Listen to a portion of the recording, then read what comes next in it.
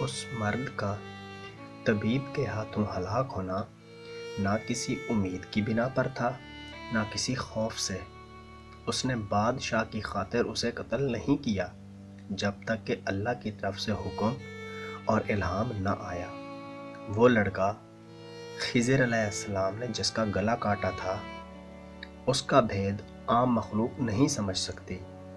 جو شخص اللہ کی جانب سے وحی اور خطاب پاتا ہے، وہ جو کچھ کہتا ہے بالکل درست ہوتا ہے۔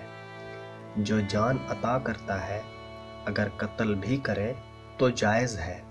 وہ اللہ کا قائم مقام ہے اور اس کا ہاتھ خدا کا ہاتھ ہے۔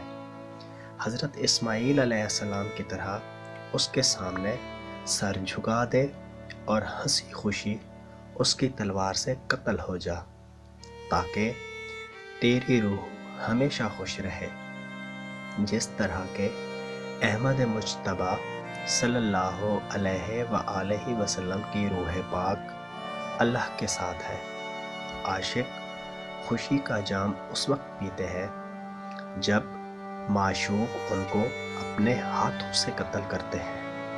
وہ خون بادشاہ نے شہوت کی خاطر نہیں کیا۔ تم اس معاملہ میں بدگمانی نہ کرو۔ تو نے یہ گمان کیا وہ خواہش نفسانی سے ملوث تھا، لیکن صاف میں صفائی کھوٹ کو کب چھوڑتی ہے؟ یہ محنت اور مشقت تو اس لیے ہے کہ بھٹی چاندی سے میل کو نکال دے۔ کھرے اور کھوٹے کا امتحان اس لیے ہے تاکہ وہ جوش میں آئے اور سونا اپنا میل اوپر لے آئے۔ اے بدگمان، غلط گمان چھوڑ دے۔ اِنَّ بَعْضَ الظَّنِّ اسْمٌ کو پڑھ لے۔ اگر اس کا کام خدا کے الہام سے نہ ہوتا تو وہ پھاڑ کھانے والا کتا ہوتا، بادشاہ نہ ہوتا۔ وہ شہوت اور حرص و ہوس سے پاک تھا۔ اس نے اچھا کیا، لیکن اچھا بظاہر برا۔ اگرچہ خضر علیہ السلام نے سمندر میں کشتی توڑ دی، لیکن خضر علیہ السلام کے توڑنے میں 100 درستیاں تھیں۔ باوجود تمام نور و ہنر کے موسیٰ علیہ السلام کا خیال اس تک نہ پہنچا۔ تو بھی بے پر کی نہ اڑا۔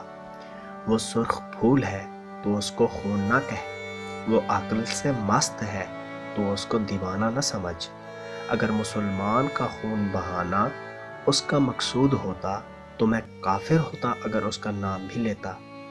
بدبخت اور سنگ دل کی تعریف سے عرش لرزتا ہے، اور اس کی تعریف سے پرہیزگار بدگماں ہو جاتا ہے۔ وہ بادشاہ تھا اور بہت باخبر بادشاہ تھا۔ وہ خاص تھا اور اللہ تعالیٰ کا مخصوص تھا۔ وہ آدمی جس کو ایسا بادشاہ قتل کرتا ہے، اس کو تخت اور بہترین مرتبہ عنایت فرماتا ہے۔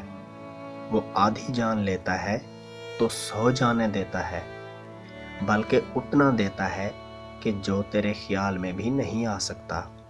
عام مہربانی کے لیے کسی خاص پر قہر شریعت جائز رکھتی ہے، قدم آگے بڑھا۔ اگر اللہ تعالیٰ اس کا فائدہ قہر میں نہ دیکھتا تو وہ سراپائے لطف و کرم قہر کیوں کرتا؟ ٹیکا لگانے کی تکلیف سے بچہ تو لرزتا ہے، لیکن اس کی مہربان ماں اس تکلیف سے خوش ہوتی ہے۔ تو اپنے اوپر قیاس کرتا ہے، لیکن تو غور کر، حقیقت سے بہت دور جا پڑا ہے۔